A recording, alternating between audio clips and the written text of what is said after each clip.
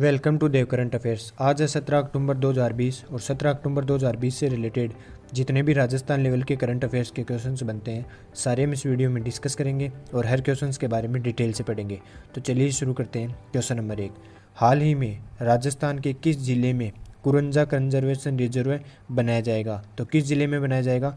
जयपुर, जोधपुर, बीकानेर या इनमें से कोई नहीं। तो इसका राइट आंसर क्या होगा? जोधपुर जिले में कुरंजा कंजर्वेशन बनाया जाएगा। यह देश का पहला कुरंजा कंजर्वेशन होगा। पक्षी कुरंजा के शीतकालीन पड़ाव स्थल पर इन मेहमान परिंदों को सुरक्षित एवं प्राकृतिक वातावरण सुलभ करवाने के लिए उनके पड़ाव स्थल खिंचन में कुरंजा कंजर्वेशन रिजर्व बनाया जाएगा। अब बात करते हैं जोधपुर की। तो ये मैप में देखिए आप, जोधपुर की स्थापना 1459 में रावजोधा द्वारा की गई। जोधपुर का क्षेत्रफल देखते हैं तो 22,850 वर्ग किलोमीटर जोधपुर का क्षेत्रफल है। शुभंकर तो कुरंजा ही है और संभाग जोधपुर संभाग में आता है। इस संभाग में 6 जिले आते हैं। वह 6 जिले कौन कौन से हैं? जोधपुर, जालोर, बाड़मेर, पाली, सिरोही और जैसलमेर। मिट्टी की यहाँ की बात करें तो रेतीली मिट्टी जोधपुर में पाई जाती है। जोधपुर से रिलेटेड कुछ इंपॉर्टेंट क्वेश्चन और देखते हैं। क्षेत्रफल की दृष्टि से राज्य का चौथा सबसे बड़ा जिला है जोधपुर। जोधपुर का प्राचीन उपनाम है मारवाड़ और आधुनिक उपनाम की बात करें तो जोधपुर को मरुस्थल का प्रवेश द्वार भी कहा जाता है और राजस्थान की सूर्य नगरी भी कहा जाता है। यह मेहरानगढ़ दुर्ग के लिए भी विख्यात है और हैंडीक्राफ्ट के लिए भी विश्व प्रसिद्ध है।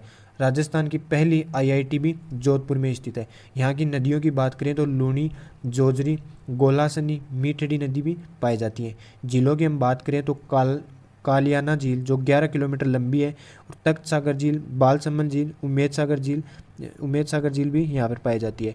बांधों की हम बात करें तो पिचियाग बांध और प्रताप सागर बांध जोधपुर में पाए जाते हैं। लिंगानुपात की हम बात करें जोधपुर के तो 916 लिंगानुपात है जोधपुर का। साक्षरता में राज्य में 15वां स्थान है जोधपुर का 65.9% के साथ। जसवंतड़ा, एकथंबा महल, उम्मेद पैलेस, कागा की छतरी भी जोधपुर में स्थित है। हाल ही में आर्टिफिशियल इंटेलिजेंस क्षेत्र का भारत का पहला सुपर कंप्यूटर DGX 100 भी जोधपुर में ही स्थापित किया गया। राजस्थान भूमि विकास बैंक के क्षेत्रीय कार्यालयों का जोधपुर कार्यालय में हाल ही में विलय हुआ है। भारतीय वायुसेना की स्क्वाड्रन लोयन की तैनाती जोधपुर सैन्य हवाई अड्डे पर की गई है। ये इतने इंपॉर्टेंट क्वेश्चन हैं जोधपुर से रिलेटेड। चलिए नेक्स्ट क्वेश्चन। हाल ही में भारत के किस राज्य में 24 घंटे चलने वाला दुनिया का पहला सोलर प्लांट बनाया गया है? तो किस राज्य में बनाया गया है? राजस्थान, उत्तर प्रदेश, बिहार या इनमें से कोई नहीं। तो इसका राइट आंसर क्या होगा? राजस्थान राज्य में। राजस्थान के जयपुर में आबू रोड स्थित ब्रह्मा कुमारी संस्थान में दुनिया का पहला ऐसा सोलर पावर प्लांट बनाया गया है जो 24 घंटे चलता रहेगा, जिसमें सूरज की गर्मी को एकत्रित किया जाएगा। चलिए नेक्स्ट क्वेश्चन। हाल ही में राजस्थान के कितने जिलों में आपदा मित्र योजना की शुरुआत की जा रही है? तो कितने जिलों में की जा रही है? 13, 12, 10 या इनमें से कोई नहीं। तो इसका राइट आंसर क्या होगा? 13 जिलों में राजस्थान के। यह देश के 350 जिलों में लागू की जा रही आपदा मित्र योजना है। इसके तहत राजस्थान के 13 जिलों में, अब है 13 जिले कौन कौन से हैं? अजमेर, अलवर, बीकानेर, भरतपुर, जालोर, जोधपुर, जयपुर, झालावाड़, कोटा, नागौर, पाली और सिरोही में आपदा मित्र बनाए जाएंगे। चलिए नेक्स्ट क्वेश्चन। हाल ही में जनजाति क्षेत्रीय विकास विभाग ने विद्यालयों में सुपोषण वाटिका और पंचफल उद्योग के लिए कितने रुपए की मंजूरी दी है? तो कितने करोड़ रुपए की मंजूरी दी है? 1.82 करोड़, 1 करोड़, 2 करोड़ या इनमें से कोई नहीं। तो इसका राइट आंसर क्या होगा? 1.82 करोड़ रुपए की मंजूरी दी है। आवासीय विद्यालय, आश्रम छात्रावास, खेल छात्रावास व माँ बाड़ी केंद्रों में रहने वाले बालक बालिकाओं को पौष्टिक आहार उपलब्ध करवाने के लिए जनजातीय मंत्री अर्जुन सिंह बामनिया ने 1.82 करोड़ रुपए की परियोजना स्वीकृत की है। माँ बाड़ी केंद्रों में प्रत्येक में 50 वर्ग मीटर भूमि में उक्त वाटिका व उद्यान लगाए जाएंगे। चलिए नेक्स्ट क्वेश्चन। हाल ही में राजस्थान राज्य निर्वाचन आयोग ने किन नगर निगमों में चुनाव घोषित किए हैं? तो किन नगर निगमों में चुनाव घोषित किए हैं? जयपुर, जोधपुर, कोटा, भीलवाड़ा या झालावाड़, सीकर, झुंझुनू या इनमें से कोई नहीं। तो इसका राइट आंसर क्या होगा?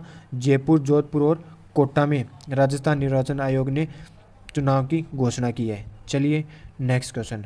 हाल ही में नीति आयोग द्वारा जारी निर्यात तैयारी सूचकांक 2020 में भूमि से घिरे राज्यों में राजस्थान को कौन सा स्थान मिला है? तो कौन सा स्थान मिला है? फर्स्ट स्थान, सेकंड, थर्ड या इनमें से कोई नहीं। तो इसका राइट आंसर क्या होगा, राजस्थान को फर्स्ट स्थान मिला है।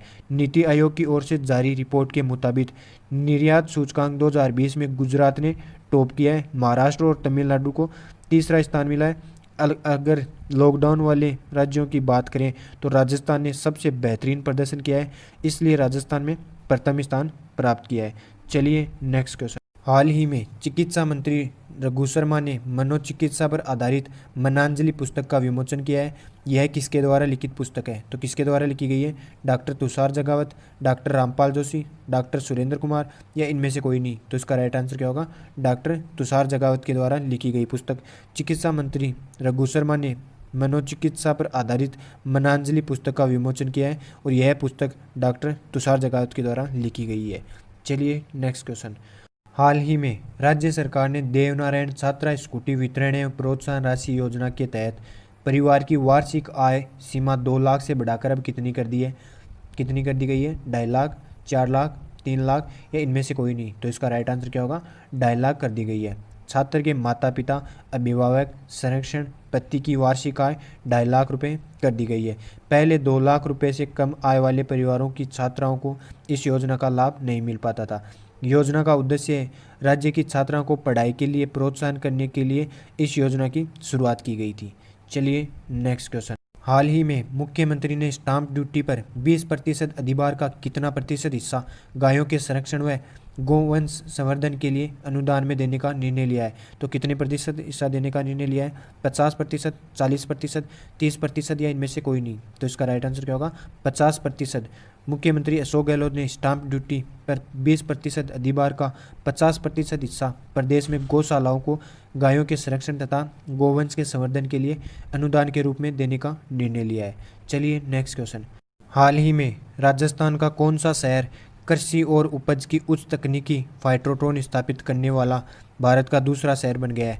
तो कौन सा शहर बन गया है, उदयपुर, बीकानेर, जोधपुर या इनमें से कोई नहीं। तो इसका राइट आंसर क्या होगा, उदयपुर शहर हाल ही में कृषि उपज की उच्च तकनीकी फाइटोट्रोन स्थापित करने वाला भारत का दूसरा शहर बन गया है। अब फाइटोट्रोन क्या होता है, फाइटोट्रोन एक शोध प्रणाली है, पौधों की वृद्धि के लिए पर्यावरणीय परिस्थितियों का अध्ययन करती है।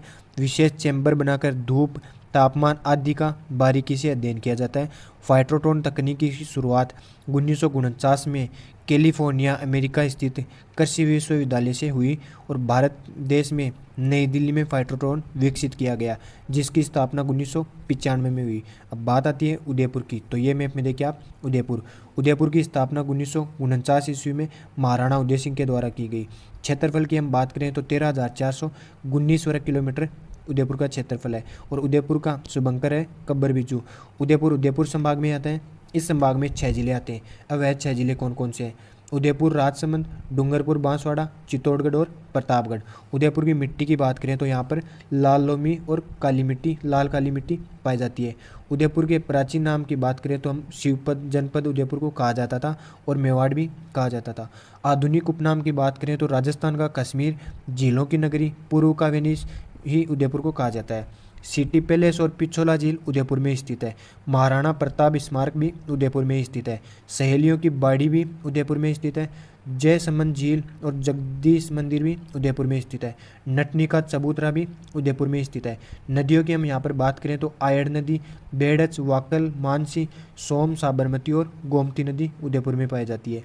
झीलों से रिलेटेड हम बात करें तो पिछोला झील, फतेह सागर झील, जयसमंद झील, स्वरूप सागर झील और उदय सागर झील और दूध तलाई भी उदयपुर में स्थित है। हाल ही में इंग्लिश चैनल को पार करने वाली पहली राजस्थानी भक्ति शर्मा भी उदयपुर की निवासी है। उन्होंने यह चैनल 32 किलोमीटर का चैनल है, 5 जुलाई 2006 को 13 घंटों में पार किया था और एशिया का 6ठा खूबसूरत शहर उदयपुर बन गया है।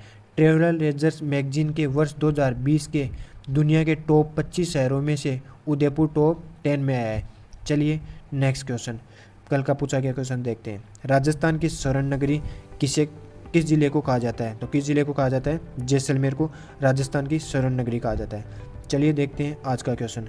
राजस्थान का नागपुर किस जिले को कहा जाता है, तो किसको कहा जाता है, उदयपुर, झालावाड़, बीकानेर या इनमें से कोई नहीं। तो इसका राइट आंसर आप कमेंट बॉक्स में देना। अगर ये वीडियो आपको ज़रा सा भी हेल्पफुल लगे तो इसे लाइक करना, सब्सक्राइब करना। धन्यवाद।